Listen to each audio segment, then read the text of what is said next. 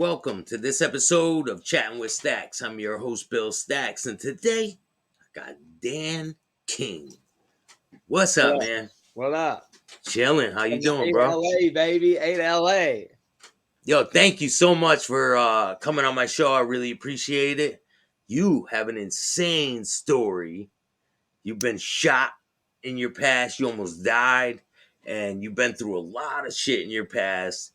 And I came across your story, and I wanted to get you on my show so you could explain the situations that led up to the shooting and you recovering from the shooting and moving on with your life and then being able to you know move on in a positive direction. You know what I'm saying? 100%, man. I appreciate that. Thank you. Yeah, Yeah. definitely. So you want to introduce yourself to the people and tell them who you are, where you're from? Yeah, I'm Dan. I go by a lot of names. Well, recently I was at a party in LA and someone said we were doing like street names versus like government names. And someone said, ask him. And they're like, what's your name? I said, street name or government name? And then they said, doesn't matter. And I said, I'll give you both. I said, my government name's Paul, my street name's Ghost, but I go by Dan. And they said, wait, what? And I said, my government name's Paul, my street name's Ghost. I have it. I can prove it. I got the ink and everything to prove it. I go by Ghost, but I prefer Dan. And then everybody just died laughing. But my government name is Paul Daniel Edgar, Edgar. That is I'm the Edgar family, and I chose. We'll get into the story. It's pretty nuts. I did deliberate whether or not I was going to legally change my name to distance myself from my biological father, and I chose that not to because I think everybody makes mistakes. Some people make more than others. And my dad's a piece of work, but he went through it a lot when he was a kid and didn't. And he can't help that he was born in 56 and I was born in 90. When you were born in 56, going to therapy or getting help for your issues, that was a sign. That was weakness. Off the table, basically. Yeah, bro. Like exactly. So I was born in 90 and it was like therapy. You have to be in therapy because we were all getting molested by our dads. So like everyone knew. And then so it's like, all right, well, I'll figure this out. But that's been happening for a long time in this country, especially where I'm from in the Southeast, in the Bible Belt. And unfortunately, pastors, cops, and priests, not the greatest people. So you were born in around 90? Well, thank you for clarifying that. Very recently, we're trying to discover my birth certificate. So the narrative goes, I was born on December 19th, 1990. So up until a couple months ago, I thought I was 31 going on 32. But started talking to people, started understanding, ain't no baby born, it's 24 inches long. I think that I was conceived outside of wedlock, but because my dad was a pastor in the Freemasons, they created this bullshit narrative that everybody just kind of ran with. Which like, I just am like, man, my dad is good, bro. Like I didn't come from the streets, but I kind of did, but I didn't know, you know what I'm saying? And then when I got older, I found that life. And I never was like, I can't stand from the street. Like I really never even done drugs. The only drugs I've done are marijuana and PCP. I say if you go big, you can go big or go home. You know that's pretty drastic there, man. I always share that story, and a producer friend of mine died laughing. He goes, "Only Dan." Like he said, my brother's done every drug except one, PCP. And then Dan's like, "I only do weed and PCP. Go big or go home, baby." Yeah, no, like, man. And that was not a thing. It wasn't like a thing. It was I had something that was laced. And So what state were you raised in? What state did you get raised in? Georgia. So the state of Georgia, which there's a lot of Freemasons in Georgia. There's a lot of stuff about the Masons that's out there, but they done try to shoot me and it didn't work. So I just hope and pray to God if they do it again, I'll watch the bullets fly off my face. I don't, that's the first rule of gangster shit. If it doesn't work the first time, you can't do it again because it'll be too obvious. And now at this point, I've been sharing on podcasts and stages, and everybody knows. I recently did my first stint in jail. It was 4 weeks. You were Kxng, right? No, I went to prison in Connecticut. Yeah, that's Kxng. They never let me outside to work or anything because once you get a level 4 offense up here in Connecticut, they don't let you out to prison. They're not letting you out to go chained to each other to go work on the side of the highway. You're not getting the good jobs. Your ass is staying in the cell block. I see what you mean. Like, so y'all don't call it Kxng up there because like everybody down here, that's what they call it. Yeah, okay. Yeah, they don't call it Kxng up here. Got you. They don't have it like that. Like people aren't on the side of the road cleaning shit. They keep you in the prison up here. But you get money though when you're in there, right? Like not a lot.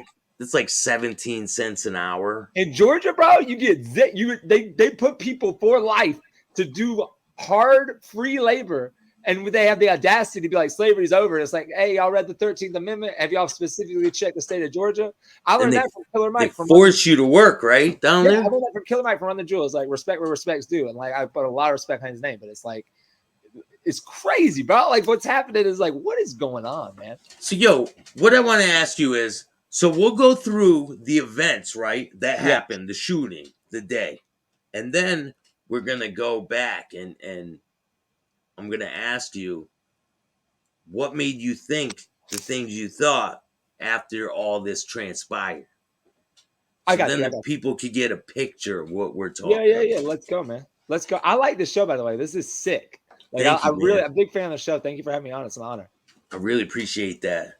Yeah, and before we get started, make sure you guys hit the like, subscribe, and notification bell because this is about to get good. It's about to get real, man. We're gonna go hypey from the Bay Area. We're gonna go hypey on their Yeah, ass, man. man. I've been touring the country and the world. I got flavors from everywhere, bro. Let's go. Yeah, man. So explain the day you woke up, the day this all transpired, the shooting. You want to start with the shooting, is what you just to be correct? Yeah, All right, just all right. start. We'll start with that, and then we'll go back to why you thought different things, Gotcha, why gotcha. So for things. those, I don't know if we addressed it because we both know, but like you might have said it, or I don't remember. Like I got popped, I got capped, and we're gonna tell that story. It was a lot. I should be dead, and then if I was not dead, I should be paralyzed in a wheelchair, and that's not true. And then I thought I'd never play guitar again. I started playing guitar in August of last year. So let's go. This was May 13 bullets they pulled out of you, out 13 of your bullets they pulled body. out of me. That's right, and there were more that went through me. Probably It went got through you 20% and now. everything. Yeah, Yeah, so let's pretty get hard. into it, man. Let's get into it.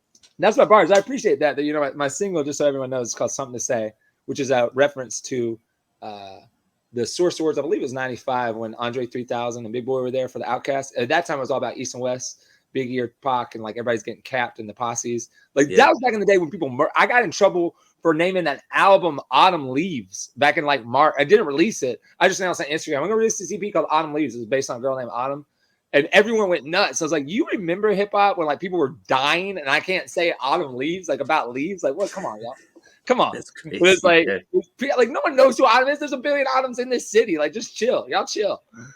But you know what? That's a whole other thing. But anyway, oh man, I got something to say.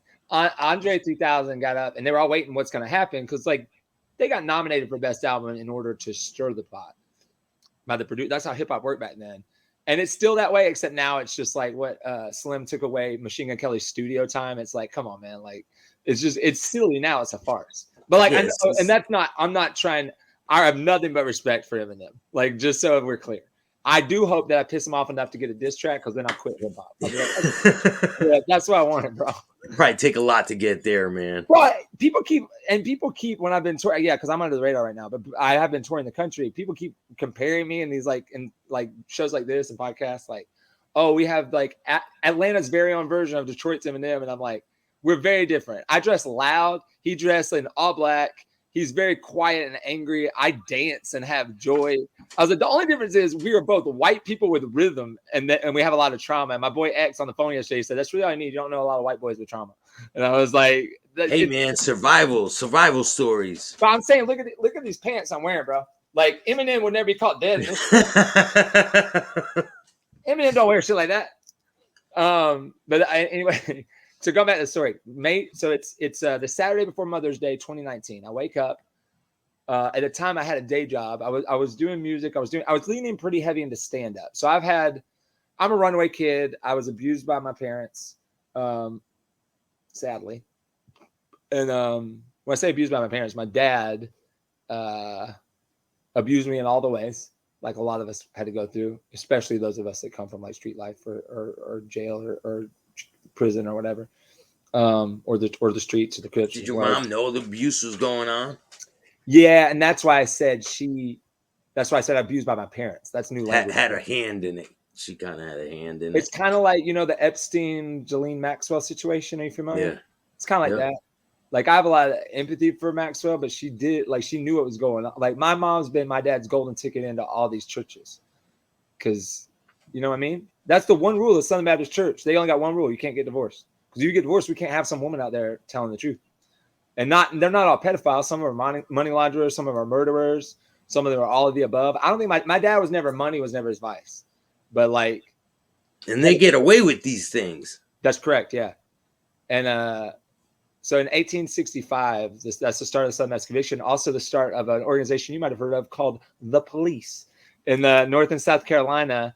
It started as a direct response to Juneteenth, which now, like in the past 2 or 3 years, Juneteenth is like, bro, I gotta wait. Like nobody in my biological family, mom or dad side, talks to me. They hate me. They're like, he's crazy. He's off his meds. He needs to be in therapy. He's violent. He's got a gun. I don't even strap, bro. I probably shouldn't say that on the thing, but I really don't strap. Like, and I shouldn't be scared because it's like, well, I got shot before. That's how Pac went out, right? Like if I follow in Pac's footsteps, I get strapped again. I go home. I'm done with this world. I'm ready to go. Please don't shoot me. I don't want to speak that over myself. But if it happens, like whatever. Like I'm cool. Like I don't strap or anything. But they're telling people I got a gun and all this shit. Not true, bro.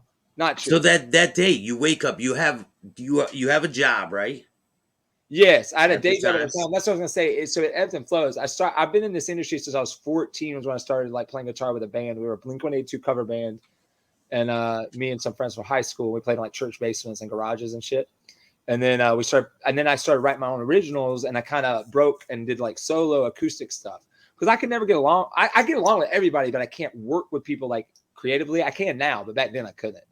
And I think it was because music to me was so personal and an escape from the abuse I was enduring. You don't want to share it with other people, like yeah. It was like I wanted to share it, but I was like, this is my story, and I don't know how to like tell you to do a bass line. I'm like, bro, no, you didn't have to suck my dad off in the shower like I did. You know what I mean? Like, and then, but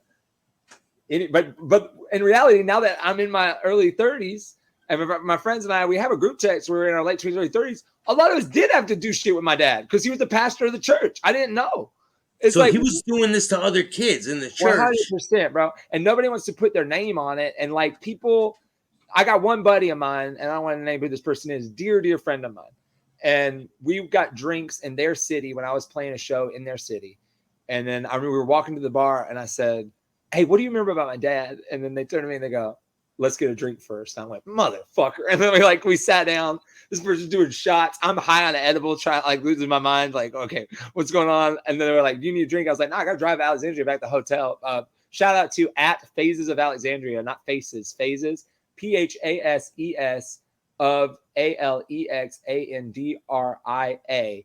Great musician, has a EP out about sleepwalking and like the sleep dreams and daydreams. And she's like a yoga instructor in like Costa Rica right now, I think. But we linked up in Athens and I did a couple things with her. Amazing musician, like, and just beautiful soul. And if you DM her, she will talk to you. Don't be a dick though, and don't be weird. Please don't be weird. She's a very beautiful girl. A lot of people are weird. No, I gotta say, if I'm saying like she's a beautiful woman that answered DM, don't be weird. If you're weird, I'm going to text her after this and say, hey, people are weird. You send me their handle and we'll take care of you. So don't be weird, okay? Sorry. People are weird. It's all good, man. Yeah. All right. All right. So my ADD's taking over. Oh, so you wake up that morning. I go to work. Yeah. Oh yeah. So like I had day jobs. That's what I was trying to say. There were times where I toured fully. There were times where I was in Christian rock. There was a moment where I was working. This was post working for Kevin Hart and Will Packer. I worked on the movie Night School.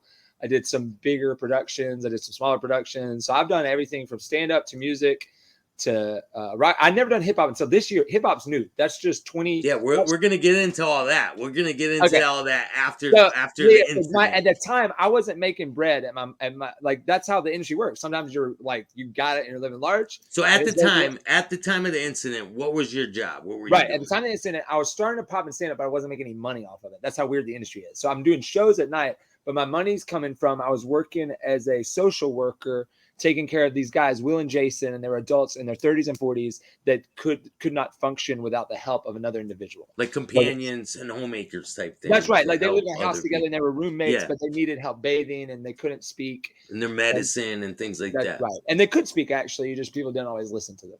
Like they just spoke in the way they spoke. And so what was your plans that day? What did you have a plan? Well, I didn't know I was doing. I didn't know. So I just thought I was going to work and doing like a 12-hour shift and going back to the crib. That's what I thought. And then like halfway through the day, they're like, "Hey, can you do this show? It's Laughing Skull Comedy Festival." There was like a part of the showcase was like not really sanctioned by Laughing Skull, but at the time I was doing enough. If you were in Atlanta, Laughing Skull Comedy Festival, and by the way, you can still get tickets for this year, Laughing Skull Comedy Festival 2022. I will not be on it, but many of my dear friends will. And if you're in comedy, if you do stand up, this is a good festival to get into. I don't know if you can still submit tapes or not, but even if you can't, you should just go. Because I got this. The night I got shot, I got my gig just by going and hanging out. And you can go to the after parties and stuff. You can hang out with people. The bookers for Conan O'Brien show are there. Saturday, well, that doesn't exist anymore, but Saturday Night Live, the Tonight Show with Jimmy Fallon, like it's a big deal. Oh yeah, wow. And it's like national touring comics. Like Chappelle dropped in one year. I'm pretty sure. Like it's a big deal. But they also have all these like unofficial, and one of the unofficial things was like this backyard show with like 200 people. So I was like, hell yeah, I'll do that. And I did stand up, and then I went to my buddy David Perdue, not the governor, not the weird ass governor. David Perdue, I should say weird ass, but not the governor. David Perdue, comedian. He's doing his own stuff right now. He's a professor at Emory, and he recently got off the road opening for Dulce Sloan, who's a correspondent on Trevor Noah's Daily Show. So this is all and David knows literally.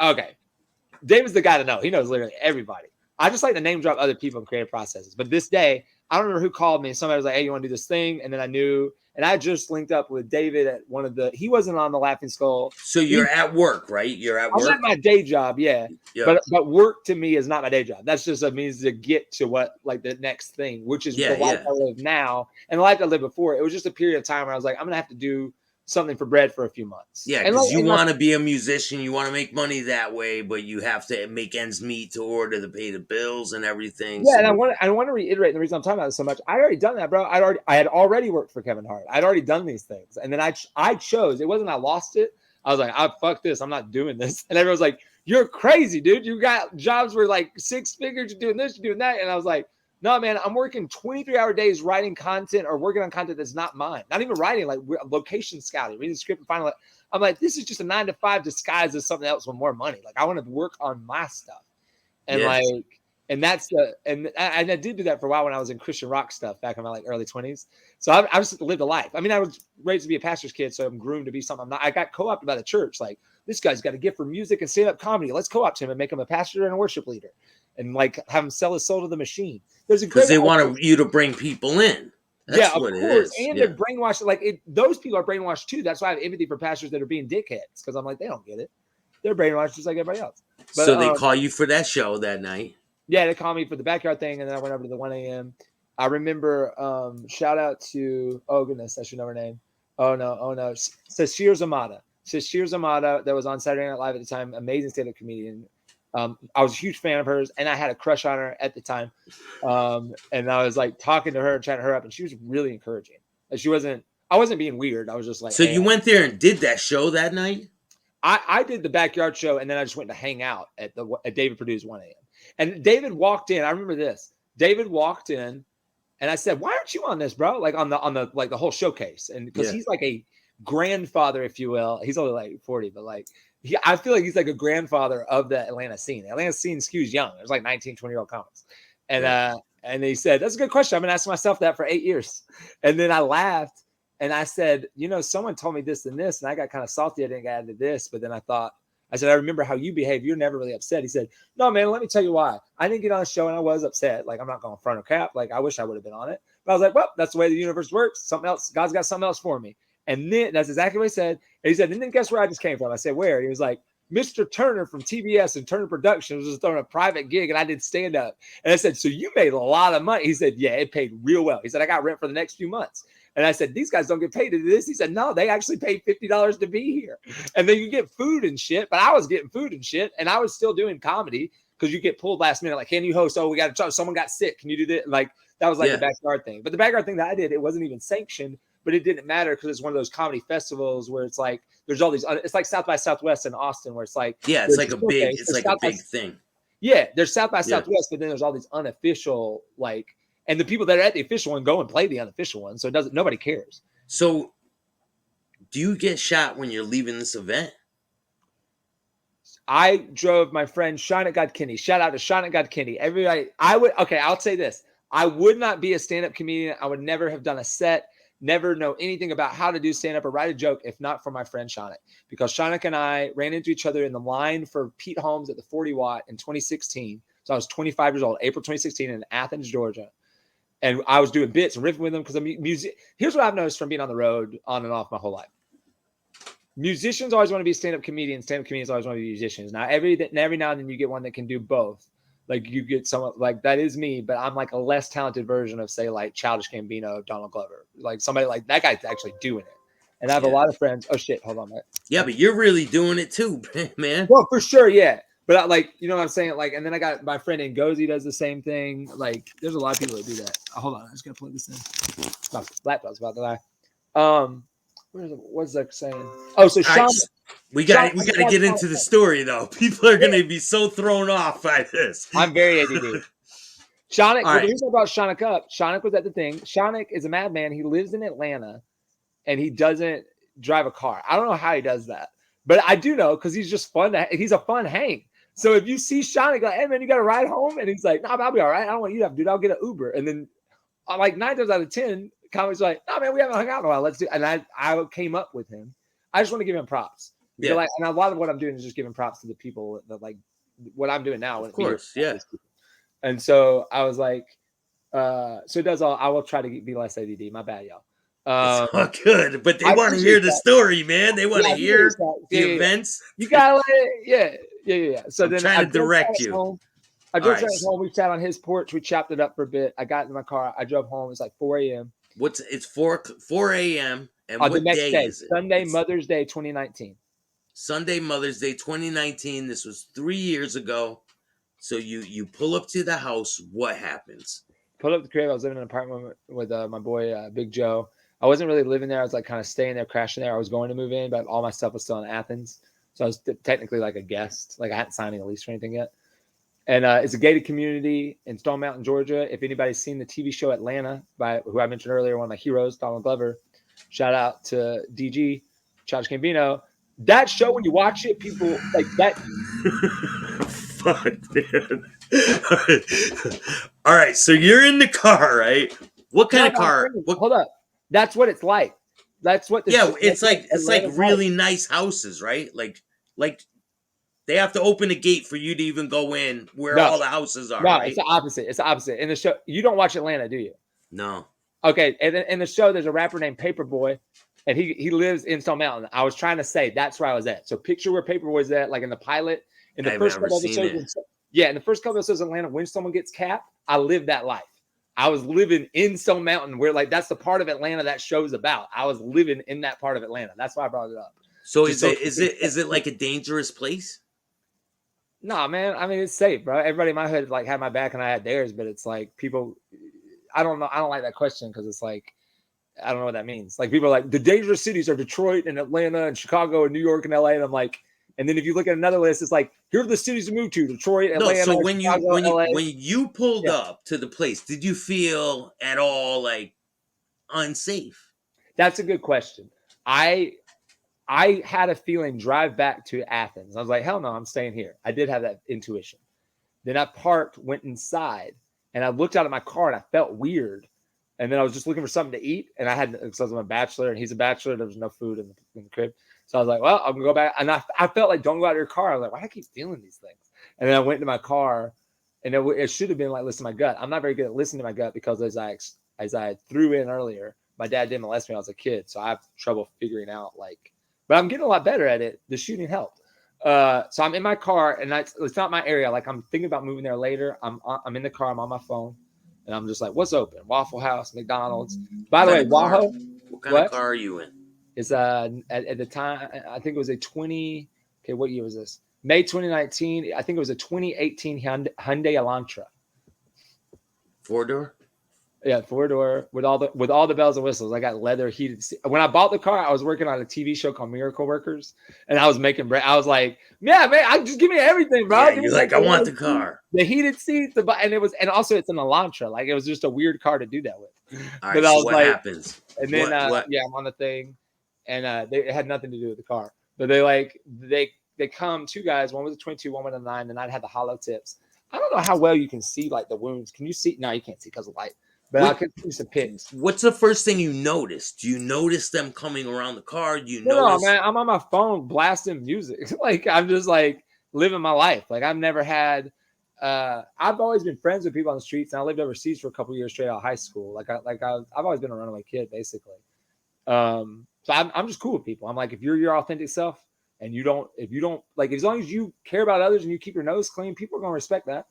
And I've never judged anybody where they're at because my life was fucking hell. And like, Your I'm just music's not thinking. banging. Your What's music's that? banging. Your music's banging. You're thinking about going somewhere to eat. Yeah. By the way, just real quick, a side note that they got Wahoo. You got to remember, I'm stand-up comedian, so I got to throw jokes in there to temper it. The You got, Waffle House? yeah. No, Have you had it though? no. Oh, I love Waffle House, bro. I 404 on the love way. waffles, 100%. bro. I love waffles, but I've never had waffles and chicken. Never. Hey man, I'm based out of LA now. You're a Connecticut. That's East West Coast. Let's build the bridge. Let's keep the peace. I'll fly you out to Atlanta and I'll buy you Waffle House. That could be. We can make a video for the channel and everything. I would do that, man. Let's I do would that, come man. down there. We'll Let's go do get that. some Waffle I would House. love to just film you eating Waffle House for the first time and just see your. I'm down, man. I'm down. Anyway, I was thinking that night. I was like, okay, I remember McDonald's was open, Waffle House, and a CVS. I was like, because part of me was like, man, I'll just go to CVS and get a bunch of like whatever they got Chips, and just make something at the things. crib. And Yeah. so then I just see two guys at the window, like it's just like, and then one had a 22, one had a 9. I don't know who had which because it's a lot to process. As you can imagine, it's a lot to They had process. masks on? No, they were showing their face, and I watched enough true crime documentaries to know, oh, these motherfuckers are gonna about to kill me. Like I was just like, I just threw my phone down, I did this. Do you and hear then anything? Are they saying like, "Give me the money" or anything like that? they said, you need to. They said, drop your phone right now, and I dropped the phone, and then I saw they weren't wearing their masks, and they said, you need to do exactly as we say. And then I tried to like back out. The mind, I fight or flight. I'm like fight, flight, either one. So I like tried to back out, and then he opened the passenger door, just capped me, in the kneecap, left kneecap. So this was the first. You can actually see this one. I know you can see this one. Do you see that scar on my knee right there? Yeah, the first one was the kneecap. He kneecapped Ooh. me. The passenger side guy. I'm not even looking at the driver's side guy. I'm just making eye contact. I'm sharing a Did you moment. feel it? What's that? Did you feel it when it hit you in the knee? I'm sharing. Yeah. I'll tell you. I'm sharing a moment with my passenger side hijacker. We're just maintaining eye contact like we're about to kiss or some shit. He opens the door because me and my dumbass just had the car unlocked. He just opened the door, kneecapped me. Driver's side door opens it, pulls me out, and I'm laying there, and they're like, which one's your apartment? What's the password to your phone? Da da da da ba ba da ba doo, shibbity ba doo doo ba ba. And then I was like, and where's your wallet? And this and that and the other. And I said, look, if you're gonna kill me, just kill me. And then they lit me up, bro. They went from the neck down to the feet. They didn't cap my head, and I think we can get the reason why later. But I do stand up about that, and I'm like, and the material for that is.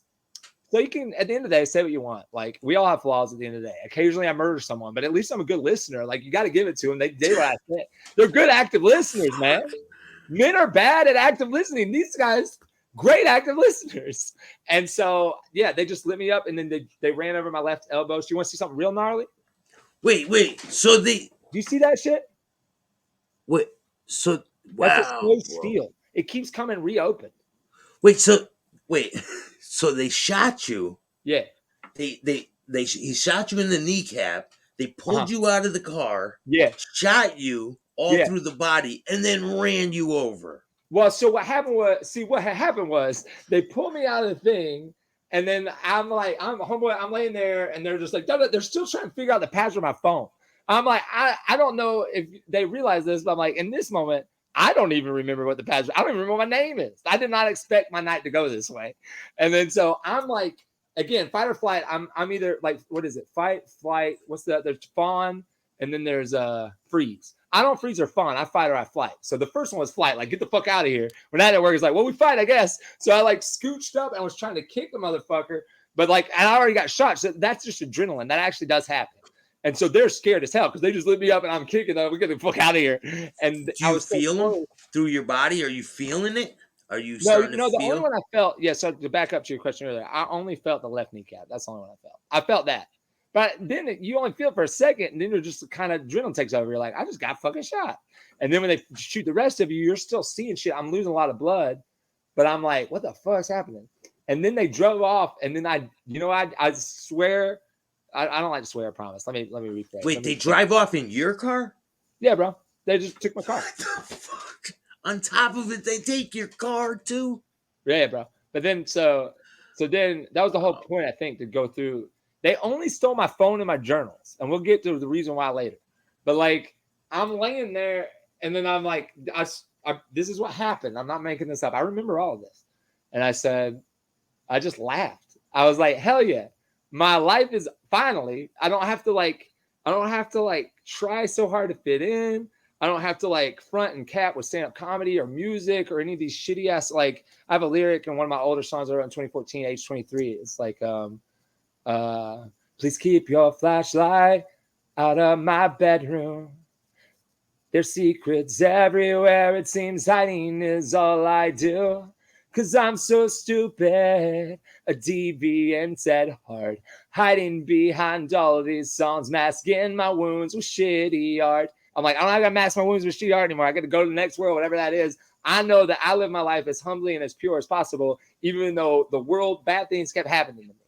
And I know why bad things keep happening to me. It's because my old man, bro. It's because of Pops. It's because my bio dad, my biological father. Shout out to stand-up comedian Sam Morrell. He's one time in the green room, someone was like, hey man, are you close to your dad? Are you close to your biological father? Because he kept doing stand-up material about it. And Sam goes, no, if I was, I probably wouldn't refer to him as my biological father, but that's what it is. And so then I'm like, I got to go home. And I just kind of said a prayer and I was ready, bro. And then when I opened my eyes, I was petrified. I wasn't scared of dying. I was scared of living through. I just knew enough to know I didn't want to live through that. And I'll be honest with you, man. I was having a meltdown today. An R&B singer and a rapper friend of mine, Jade and Jenny, Genesee, and then Jade. I don't even know Jade's stage name. My bad, girl. But they're talking me down because I'm having a panic attack in a group text, and it's hard to live through all this shit, and because your body carries trauma, and so this is more trauma stacked on top of the already trauma. But I opened my eyes, and then there was a woman putting pressure on my wounds. I don't know if this woman's real or an angel. I don't know. But Did your friend hear what happened? He was away for Mother's Day, so I'm just staying at the crib.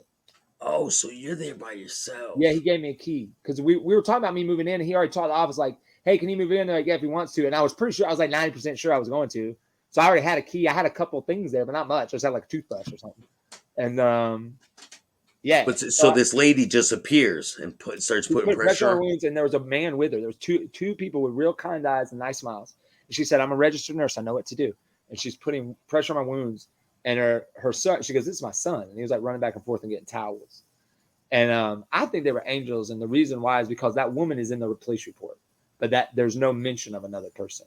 And like, if he was there and was helping, there would have been a mention of him. You know what I'm saying? I feel like. Wow, man. Like wow. I saw it plain as day. But it's like there's a verse in Hebrews that says, "Be careful as you go about your day, before you never know when you're entertaining angels." And I don't think angels show up with wings and shit. Like, I guess they could, and I guess they even have, maybe. But I think they just show up looking like other humans. And you're like, because there've been a couple times in my life, like late, I don't never in the moment, but like weeks later, I'll be thinking about it or praying about it. I'm like, I don't think that guy was human. But you know what I mean? Yeah, I mean, yeah. And so who knows, man? I don't know. Are you conscious this whole time? Are you conscious this whole time? I'm coming in and out. I'm coming in and out. You're just no front, no cap. And I do want to reiterate what you just said. Who knows? Let me say, who knows? A lot of times religious people do a shitty ass job of being like, I know, and I know, and I know, and you're going to hell. And it's like, fuck you, man. You don't know any more than anybody else knows. And I don't know either. Like, I don't know if that was in my head or if that's what really happened. I don't know. But I'm just saying what I believe and what I put my hope and my faith and my trust in. You know what I'm saying? Yeah. Do you believe in God? Yeah, of course, man. I'm very religious. I go to church Anybody that's been through every Sunday, man. And I think my life changed really when I started going back to church. I got sober. I go to an Italian church. I'm faithfully, man. I wear a suit every week. I'm on top of it, man. Bro, do you know Andy Mineo by chance? No. He's an Italian. He's a rapper friend of mine from Brooklyn. He's in Atlanta. He's in Atlanta now, based out of Atlanta. But he's like, you remind me of him because he's Italian, very religious, and he has a song called Pisano's Wallet. Oh, Pisano's Wallet.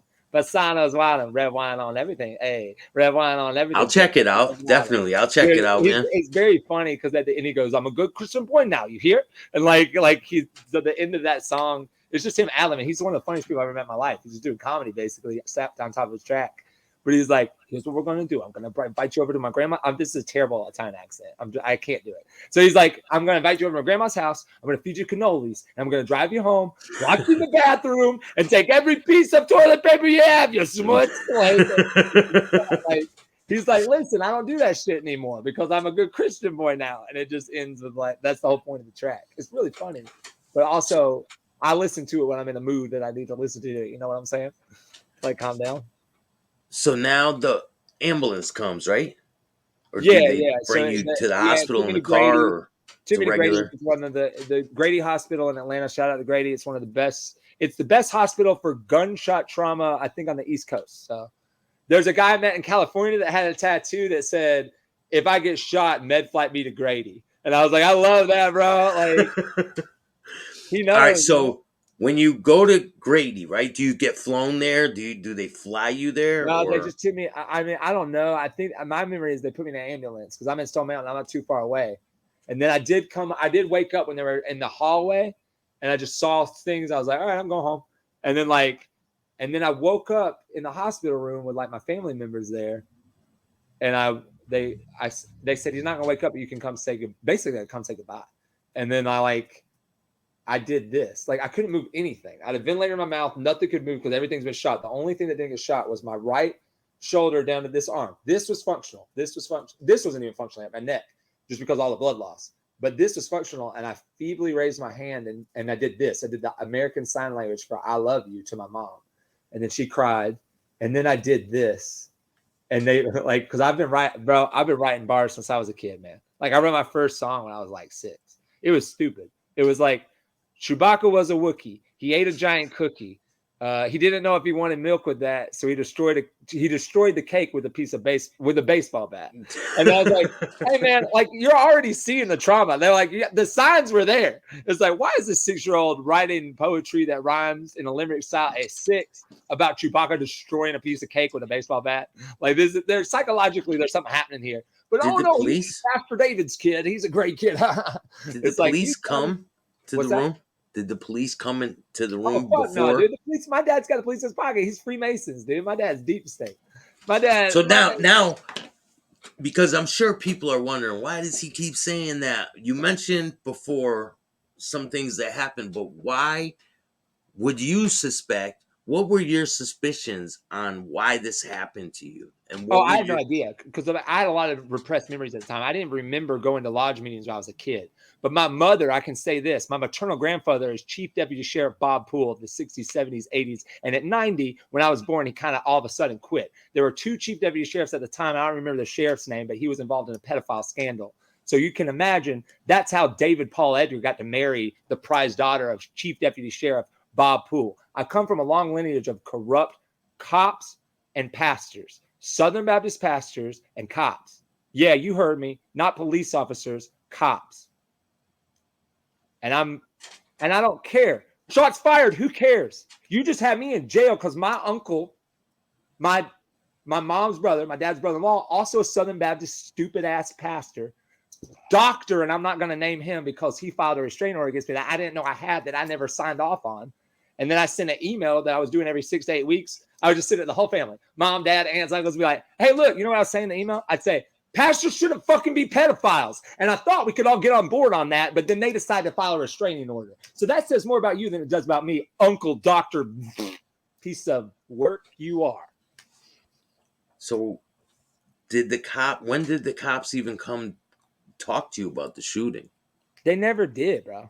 I mean, like, a detective came in. But he's an idiot. Like, it's not, they don't. The cops came in at some point and talked to me, but I don't remember that because too much has happened since then, and I don't give a shit about any cops of any state. Fuck the cops. Fuck the feds.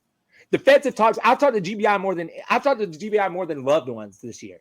They do not care. Well, we got people on the ground. They're obviously not uniformed. Well, put my dad in prison, damn it.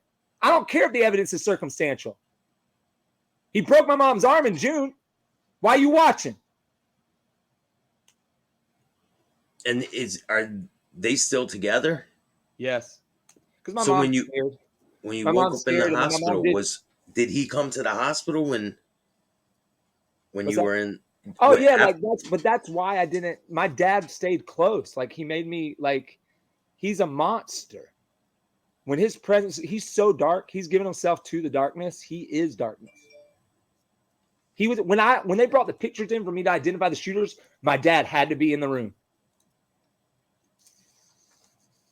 Wow, man. So what when were your suspicions starting to get So curious I'm playing with that a fidget spinner. If anybody's curious, that's that noise. Just to calm down. Because you think this is me at 10. This is me at like a 3 or a 4. You don't want to see me at 10. Uh, but no, man. I've been through a lot. Been through like I can tell, man. yeah. But you're a survivor, man. You're a survivor. Thank you. A lot of well-known comedians, musicians have been Yeah, through a lot of trauma, that's right. such as you. And if you harness all of that trauma that you've been through into something positive, just like how I take my past going in and out of prison and being addicted to drugs and all the stuff that I've been through, and I take it onto this podcast and I try to turn my pain into something that's that can help people and that's productive in my life, so it'll help me and other people. And Yeah, and I want to apologize. I mean, I'm not going to apologize. That is a trigger response. I'm not going to apologize. There's some people that have lived through trauma understand this, and they're not judging me. There might be somebody out there. I've noticed that a lot of affluent whites don't understand why I talk that way, and they're like, "He's a dangerous person." And it's like, no, you haven't gone to therapy and worked through your cognitive dissonance and repressed memories. That's all that is. yeah, and you just get angry at times, man. I could see it. I mean, It's I true, when I and start I'm thinking angry of things, because I get angry at things too, you right. know? And so I'm gonna say so August 3rd. I was leaving. I was doing a gig in Athens, a city I no longer live in, where my uncle filed. That's how close me and my uncle are. He filed a restraining order in a city I no longer live in, and they because the police are stupid. They just are like, yeah, okay, whatever you say, Pastor. You have a doctorate. No, just any dumbass motherfucker can say they have a doctorate. He does not have a doctorate. And even if he didn't go to real school. Just my dad doesn't even have an undergrad, bro. I don't think he might. The narrative went he went to University of Georgia, then GSU, but he had like a replica of Sanford Stadium from UGA and pictures of UGA. And I'm like, man, if he's that braggadocious about his first college he didn't even graduate from, why is there no degree on the wall from GSU? You know what I'm saying? And we know he didn't go to seminary and he didn't have any sort of background in counseling. So why the fuck is my dad counseling every couple for marriage in this church? And why is everybody letting him do it when he doesn't go to counseling himself? And I can say the same thing about my uncle, who will not be named, because I'm not about to perjure myself. I'm allowed to say what happened and the truth. If you're going to say some bullshit ass lies about how felony aggravated assault, last time I was with you, I cut you a check for $3,000 and I have the paperwork and your thank you note to prove it, Uncle, Dr. Dumbass. What are some of the devious things that you were noticing through your upbringing that they were doing? So, yeah, right. So I don't remember. Like, I have good memories of childhood. I was going to therapy because of the shooting, because everybody was like, you're suicidal and you have to go to. But I was suicidal before the thing. Like, I was doing stand up about being suicidal. I think that's why I got shot. I think my dad hired the hit. My dad quit being a Southern Baptist preacher. He was a Southern Baptist preacher for over 40 years, always moved around from church to church because, he doesn't want to get caught for touching the little kids in the nursery. And then I think, give me a second. Let me pause. Hit pause for a second. Yeah, And I'm not going to ask you to edit any of this. I like to release things as is. I hate sound bites because all the time, like, as long as someone listens to it all the way through. Now, I know some people will click off when they turn it off. It's like, you should keep listening though, because I'll make sure we bring it around. I don't want to dehumanize my dad. I said at the beginning, it's just hard to talk about without getting triggered, because it's like, man, and we talked on the phone yesterday. You said, I'm going to allow you the space just to say what you need to say, which I really appreciate. My whole brand is something to say. That's the name of my first single. That's the name of the book I'm currently writing. That's the name of my one-man show that's going to premiere in LA, hopefully at the Lyric Hyperion Theater. We're still deliberating and talking about it. I'm friends with the owner, Brandon. I think that's probably going to be the space for it. It seats about 80 people. Something to say. Like, I got something to say, but I have to temper myself and realize there is a time and a place and there's a way to say it. But I think a YouTube show or a podcast is a good place for, like, this is just two dudes talking. yeah. And that this is a good place for to get it out. Do you see the anger and you see the Okay, wait, hold on. Let me get back into, because a lot of people do, like people with trauma that have triggers, like you have people that have been in the system, in jail or in prison. Let me reiterate. I'm 31 years old, or so I've been told by the narrative. Recently, I realized no newborn baby is 24 inches long. I'm trying to find my birth certificate. Nobody knows where it's at, but Yoko Twasey, shout out to Yoko Twasey, my boy. He's the younger brother of Waka Flocka Flame. We just did a show together in Athens, and I lost it in a hotel room at him. Or not at him, not aimed at him. But I said, I'm done, bro. I'm done. I'm jumping off the fucking building. I've been putting it in my songs. I'm doing it. And he just de-escalated it. And I said, I don't know where my birth certificate's at. And this. He goes, oh, dude, I don't know where my birth certificate is either. I don't know how old I am. He was just like happy as can be. Wait, And so I was like, if you don't know where your birth certificate is, how can you get ID and a driver's license? because all that stuff, they're fake. They're doctored. I mean, there's a certificate that my parents have somewhere. But it's not. It might because be. the information's not the same. It might be. It might be. But I don't think I was born 24 inches long. I think my dad, who's a pastor. It's like that big, bro. Bro, like no newborn baby is 24 inches long, bro. It's like that big, bro. It's like that big, bro. They hid me at my Aunt Kathy's house. That's my dad's sister. Because I have memories of like being there and like being with Kathy all the time. I talked to my mom on the phone about the aquarium, and like, I don't even know if my mom's my mom. I know my dad's my dad. I do know that. I look just like him. So I don't know. Maybe you could do an ancestry thing, and it'll I go think back. I am my mom. I think that's just my paranoid PTSD. I think I am, because I did see the birth tape of me at the hospital with my mom. Like it, but they could have brought me in. Like, I don't know. Who knows, bro? Who knows, man? Who knows? Crazier things have happened, right? Well, the thing is, I keep running into people. They're like, "Oh, I found out when I was 32 that my year wasn't when I was born." And it's very common, and this is a weird thing that they do just in the Bible Belt. I'm sure they do it in other places, but in the southeast of the United States of America, our stupid ass country. And let me be clear. Let me just say real quick. Hold on, I got a visual for this one. Give me 1 second. Listen. I don't hate America. I just demand she keeps her promises. Okay?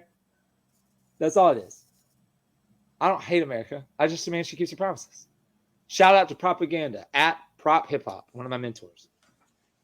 That's dope. That's a dope bandana, man. Bro, yeah, bro. These people are selling their masks at their merch tables now. These are his masks. Man, I got some new merch. Go check out the merch too. It's in the description of this video. You can go buy a hoodie. They're $35. I got sweatshirts. I got hoodies. I got t-shirts. Yeah, bro. Old-fashioned gentleman. Omerta. Honor, respect, loyalty. If you go get a coffee mug. Hey. If anybody first 5 people that DM me on Instagram that says they want one of these, I'll mail it to you for free. First 5 people. If you like it, it's prop hip hop, or you can buy it yourself. I would urge you, if you have the money, can afford it, go support my buddy Prop and his wife, Dr. Alma. What they're doing is good. They're out in LA, and he's doing good work around the world. And he's changed my life a lot. So you get shot, you got all these bullet holes in you, right? You still have aspirations. You want to do things with your life. No, hold up, back up. Let me correction. No, I want to kill myself. For 2 years, I was just like, I'm done. Like I was. Oh, so that's how you were. You were depressed, super depressed, and all that. I was depressed before it, and I do want to back up. I don't want to dehumanize my dad. It's hard because on Dr. King Day of this year, and I did that on purpose because my dad raised me to be racist. So I was like, well, he'll be home on Dr. King Day, and I went home, tried to reconcile with the Bible. I wanted to reconcile and repent as a family. He called the cops, said I was being violent, and then one of his best friends, former best friends, called me and said, hey man, he didn't believe me at first. He's like, I think I believe you, dude. Like, your dad's acting weird. And I was like, and then we have to compare those stories and shit. It's just like, but he called the cops, said I was violent. And then he told that friend, my Uncle Billy, he said that I had a gun and I was being violent. I was trying to shoot my brother and all this stuff. It's not true. I found a gun in the trunk of my brother's car. And maybe my dad planted it there and had this whole narrative planned. I don't know. Like they're trying to make me look crazy, but people that know the truth are like, no, man, he got shot. He was fine. He's just dealing with a lot because he has to deal with you, dumbass. There's only one murderer. There's only one murderer, rapist, pedophile in the story of my family. If we're talking like immediate family, my mother, who she's trapped and brainwashed. My brother, who's trapped and brainwashed, and me, who was trapped and brainwashed up until this happened. And you said, what brought it up? I was going through the therapy and I was fine. Like, I was like, yeah, it's fine. It's just a shooting. And it was like something happened in this kid's life when he's a kid. He never dealt with it. And I'd already been to therapy before, but it's like, you try to deal with it. It's a hard thing to be like, oh, my dad raped me until I was like 10 and then beat the shit out of me. He would make me strip naked and beat the shit out of me until I was 15. But then, when he stopped when I was 15, that was the year I started playing shows and playing guitar and writing songs. And then, like I was saying, I was already suicidal. I was on stage talking about being on medication, talking about suicide attempts. So that he was probably like, man, it's going to come back to me. Like, dad will do anything to save his ass. So you think that you going up there and doing these shows kind of provoked this shooting? I think so, yeah. I've always had a big mouth, and I don't see that changing anytime soon. I'm just learning how to wield it properly. You know what I'm saying? Yeah. So when you get shot, you're And at the by the way, there's Virgin. a good chance that somebody might reach out to you and take this episode down, just so we're clear. Nah, that's not gonna happen. I don't listen to the opposition. I do what I want. No, I know, but like You YouTube know? can give you a strike and take it down. And if they want to take it down, I'll just give it to one of my buddies with a bigger following, and they could put it on their channel too. Bop, bop, bop, bop, bop, bop, bop. And then we'll spread Next it time, all over the y'all internet. pick the wrong side of the drive by, roll on your la, pop on y'all side. Y'all late to the bullshit. Guess we'll all die high. That's it, dog. That, whose bars that is? Caulfield, my producer, who produced Something to Say. Caulfield, he's worked with Bone Legs and Harmony. He's worked with Waka. Shout out to Caulfield, man. Shout out, bro. So you get shot. You're in the hospital. What's your recovery like? And what has it been like from then to now? Slow, bro. It was for 2 years. My mom, I was going to move in with this guy, my Uncle Robbie, chosen family. And mom guilt tripped to me like, your family will always be there. Your family will always be there. It's like, yeah, you're not my family, man. You like let dad do it, dude. Like, it's hard to say, but that's what happened. She rubbed my back. I do have a vivid memory of my mother rubbing my back and crying and saying, I know, I don't like it either. I hate it. I don't like it either. But it's just a bad dream. You're just going to go to school. You're just going to go to bed, wake up, go to school, and act like it never happened. It'll just be like a bad dream. And the reason she's doing that is not because she hates me, not because she doesn't love me. It's because my biological father / her husband is a sociopath. And I don't know. I know the stuff he whispered to me when he was raping me. So I can only imagine the stuff he said to her when he's raping her. You know what I'm saying? He's physically violent and sexually violent, and then a pervert and a terrible person. And to be fair, let me level it. I have bars when one of my acoustics up. The last song I recorded before I got shot was in Grady. It's I am a liar with nothing to give. Charade as a hero behind this life I live. And I say I'm a pervert, I'm a thief, I'm all these things. But mine's different. I struggle with womanizing and alcoholism. We all got something. But what my dad and my mother and other people in Southern Baptist circles failed to realize is we are all alcoholics and womanizers and drug addicts because of the shit you did to us when we were kids, bro. And like, you didn't break the cycle, but you prayed that we would. Your prayers are coming to fruition. That's all it is. I know my mom prayed that I would tell the truth, but I don't think she realized, like, sometimes you pray for something, you're like, oh shit, I don't know this how it's going to be. Like, I prayed that I would understand marginalized people groups better because I hang out with like a lot of Black and Latina people. I'm part of hip hop. It's mostly like my friend circle is not very white, and I don't really like white people, which is ironic because I am white. I do see color.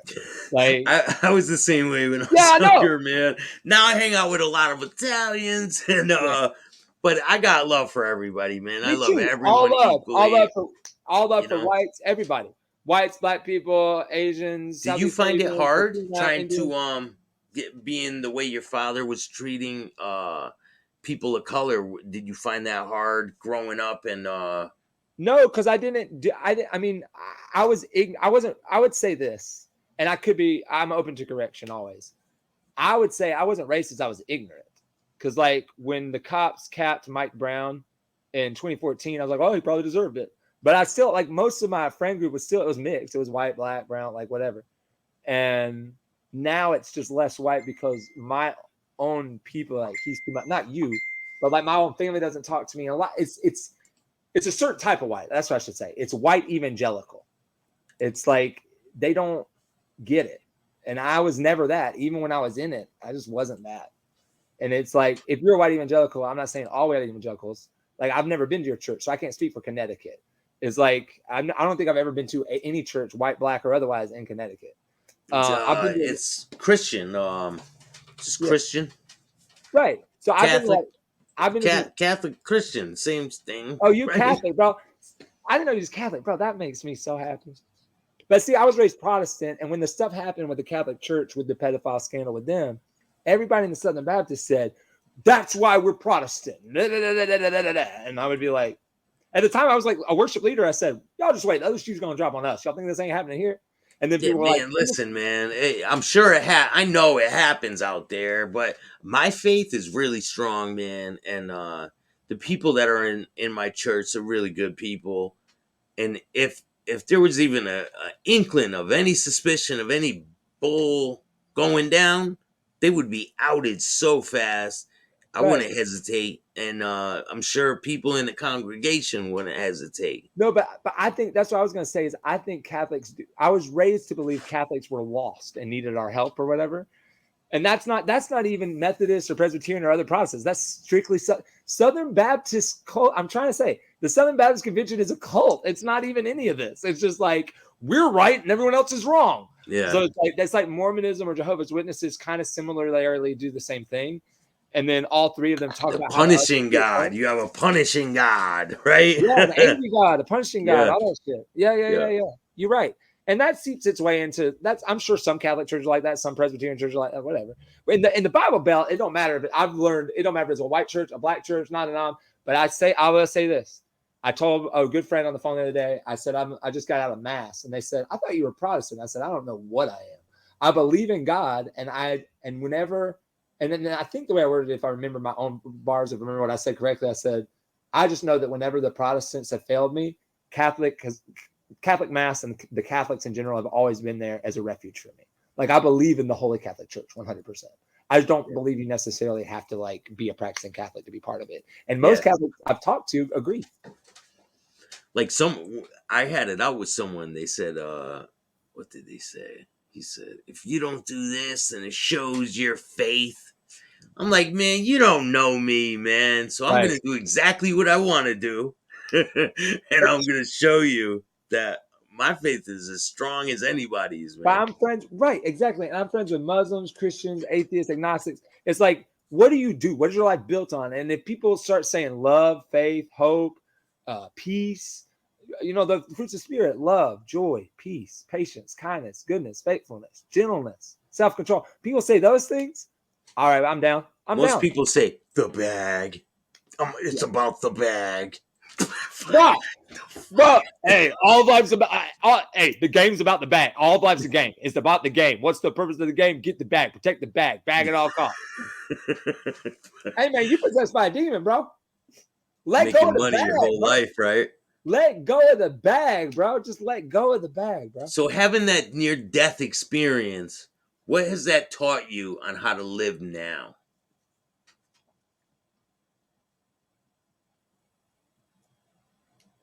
I think I'm still learning.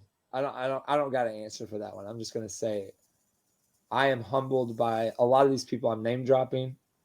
I'm humbled by the way they live their life, and I'm learning. I'm in a process right now. Where I'm at right now in life. Oh, the hood came down. That's how you know I'm getting real.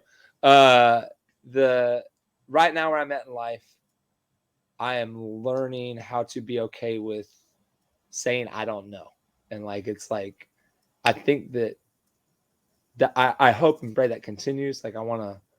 It's hard growing up a pastor's kid where you're pressured to know all the answers. But you don't know. Like my dad doesn't have any answers. It's what you said earlier. Well, I don't know. And I was like, I don't know either. And that like anytime someone says I don't know, I have an inherent trust towards that person. I don't know. Like I don't know. You know what I mean? It's okay not to know all the time. You don't need to know everything, man. It's okay. Yeah, I feel that. Definitely. So what are your plans for the future, man? Moving forward with your music, with your life, with everything. What's your plans for the future, man? We'll see, man. Take it day by day. I got some stuff I'm cooking. Just trucking along, spending time with people that love me, that are good for me. I'm learning to answer the other question. I did just think of something. Right now, one of the things I'm learning is how to have discernment and how to see who is deserving of my vibes and who is not. You got when I was in jail, someone broke down. My Uncle T broke it down to me this way. He said, all of life's a table, and you got people standing on top of the table, but you got a large majority of people that are pulling people down from the table, and they just take and take and take. And like, I'm learning how to still be amicable and peaceful with those people, but put up a wall. You know what I'm saying? Like, it's like, no, you're just, your energy's not right. And it don't even necessarily mean that person's, but that doesn't even mean that person's not on the table with you. Everybody's energy is different. Everybody's got different triggers, and how to like, the people that I vibe with, you know what I mean? I'm learning the people I vibe with and the people that I'm like, I don't really need them in my life right now. Yo, when people come around your area, right? I learned this from Josh from 23 and 1. Ask them 2 questions. What are you here for? What do you want? That's it. And if they don't got an answer for you, peace. Yeah. What are you here for and what do you want? That's all you need to know, man. 2 questions. Yeah. You know? But yeah, man, I'll put a link for your music in the description. I'll put a link for your social medias. Right now, everything is kind of lit. Right now, I don't got anything released. I just wiped everything. I'm in the process of, I don't want to bite off more than I can chew. And life is stressful enough right now, as evidenced by this podcast where I'm just yelling about shit. So it's like, which is fine. Like, I think in context, I'm not mad at my dad or my uncle. I used to be, but I think you can't get through life unless you forgive. So I was going to say, it's just all at Dan Kxng on Instagram. DM me. I'll talk to you. Do you have any comedy shows coming up? I do. We're working on the one-man show. So I literally just got done with being a workaholic. I got out of jail, and I mean, I am doing shows, but I'm just kind of doing them as they come along. Like Yoko Twasey and I from Brick Squad Records, and our homegirl Genesee, R&B singer. She has an album out called Metamorphosis. She's amazing. We just did a show in Athens, Georgia, and then we stayed at a hotel. And Yoko does not sleep. I found out. He let me sit. We went to bed at 4, and at 5:20, he was rearranging furniture, blasting his new single. And I was like, I said, bro, what the fuck? And then he was like, hey, man, time to get up, start the day. Let's get Red Bull. Let's do the studio. And I was like, oh, my gosh. And then he said, I learned from Walker. You don't have to sleep. I was like, but you do, though, actually. Like, we're going to have a weird day. And we did. We had a weird day. I broke down in staying tears. Up all night, breaking night. And then he had to embrace me. We were both crying. He was like, you'll be okay, dude. I was like, if you would just sleep, this shit wouldn't happen, bro. Is that when you went crazy on him? I think can't take it no more. Yeah. It wasn't. Yeah, that is. Yeah. Oh, did I tell you that story? Yeah. It wasn't. It was just that, like, I started screaming obscenities aimed at my mom and dad while listening to NF, this rapper from Detroit. Yeah. Who Eminem, bringing it full circle, Eminem did write a diss track about him. Way to go, man. You did it. You made it. He was number 1 on the Billboard 200 with his 4th album called The Search. It came out the month after I got shot. And it was a good album. It beat Chance the Rapper on the Billboard 200. Chance was number 3. He was number 1. Everybody paying him there. Who's this white boy that thinks he's Eminem? And then I remember that he had the balloons and shit. Right? That's right. Yeah. I remember. Yeah, I remember that, bro. That's my dog, bro. Yeah, man. It was a pretty dope album. What's that? It was a good album. Yeah, I was listening to it yesterday. I was showing Yoko a track on it. He said, "This goes hard, bro." But yeah. Anyway, man. So what I'm working on, it's all on Instagram. Like, if I'm doing something, I'll announce it there. But I am trying to rest right now. I'm working on a one-man show in LA. And then my boy, Kyle Real, I know, a white boy from Atlanta. We came up together. He now lives in LA. He was one of my connects to get out there. And we're working on a TV show together, loosely based on my life. So that's stressful in its own right, because it's just like, sounds like something I'd watch, bro. Definitely, man. My hope for it is that it's a combination of Don Glover's show Atlanta and like Breaking Bad, like something like Barry, like that show Bill Hader did, where it's like, it's dark, but it's funny. You know what I mean? Yeah. Or something like Better Call Saul or something. Yeah, something like Better Call Saul. That's a good one. Yeah, but instead of New Mexico, it's set between California and Atlanta. It would be good, man. Yeah, man. Yeah, man. I look forward to the future, man, and I wish you the best success. And I'll have you on here for an update, and we'll see how things are going, man. And I appreciate you taking the time. You want to give anyone a shout out before we go? Yeah, I just want to say one last thing. I've given enough shout outs, so I'm going to end with the 5 things when I was in jail. I got this so this is actually a shout out too. Victor Villaseñor, he's an author. I read his memoir, and this is loosely based on 5 things that he in his book saying you need these 5 things. I think I changed 1 or 2 of the words, or it might be, I think I only changed 1 word. So it's 4 of his and mine. The world doesn't need more power. It doesn't need more anger. Like, when you're trying to get over something and someone's hurt you, especially if it's your dad or your mom or something. And he was talking specifically in that context. He's like, you don't need vengeance. You don't need justice. The world needs more compassion, forgiveness, grace, empathy, and understanding. And that's what I am not trying. I'm not attempting. I'm living my life with those 5 things. There are moments of weakness that you've even seen in this podcast where I'm like, I'm still angry. It's still there, but you just don't stay there, man. You grieve it, you go, you move on, and then you can tend to become more peaceful. And my hope and prayer is that I do reconcile with all these people I name, my uncle, my dad, and my mom. Now, my uncle, my dad, I don't really want to be like, you can love people from a distance. My mother, I would hope to have in my life. You know what I mean? Yeah. And then I will end with Yoko and I just released a track. Or sorry, we just recorded a track. It's unreleased. I just want to spit part of it because it's a fun way to end it. It's called Crunk Punks. We're taking it back to 2004.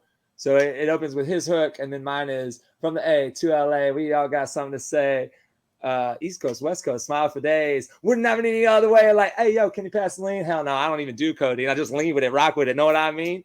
These folks, you tripping. This ain't my scene. And then I don't remember what I say after that. But it's like, we are attempting to change the culture, so to speak. You know what I mean? Like we want it to be back. We want it to be about the music again. We don't want it to be about like the appearances and which are you wearing the latest J's and all that bullshit. You know what I mean? Yeah, it's got to be about the lyrics and the wordplay. The bars, Having bro. fun with it, man. And Having fun with it, bro. Yo, how big of a hip hop head are you? Man, I'm a bigger hip hop head than you think, man. I know how to rap. I'm a rapper. Drop something.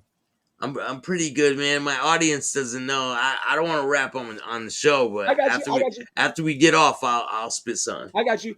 Yeah, because I know if you were in prison, you probably learned. But then Jurassic, do you know Jurassic 5? Yeah, of course. I was just listening to the album yesterday. I was driving through Atlanta because I'm moving to LA.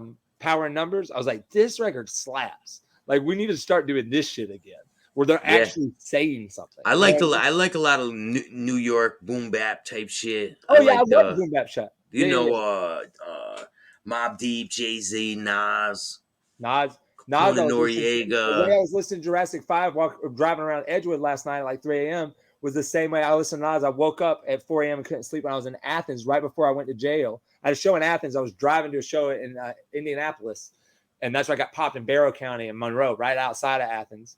There's a warrant out for your arrest, and I was like, warrant for my arrest? I ain't done shit.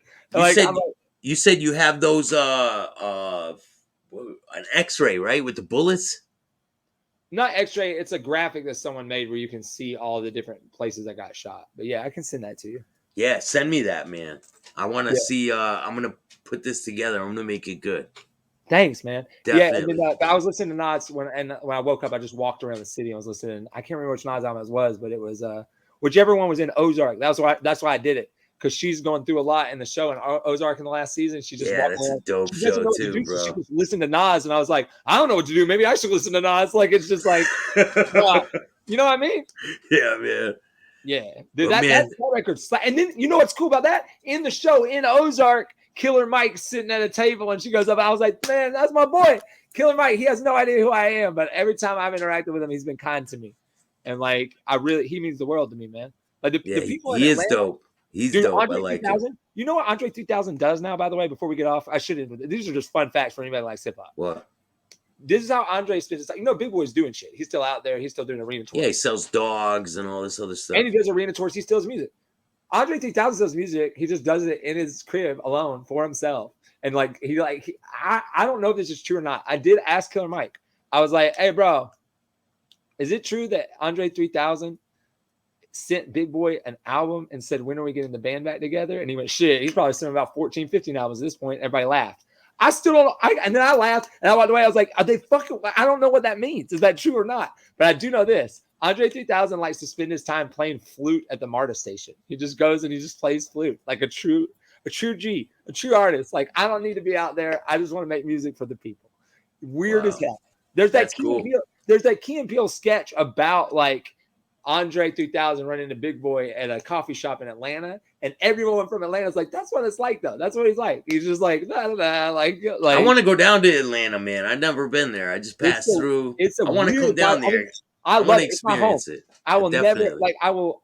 404 forever. I love Atlanta. Bleed Atlanta. Even when I'm out in LA, and I believe LA will become a home to me because I know the history.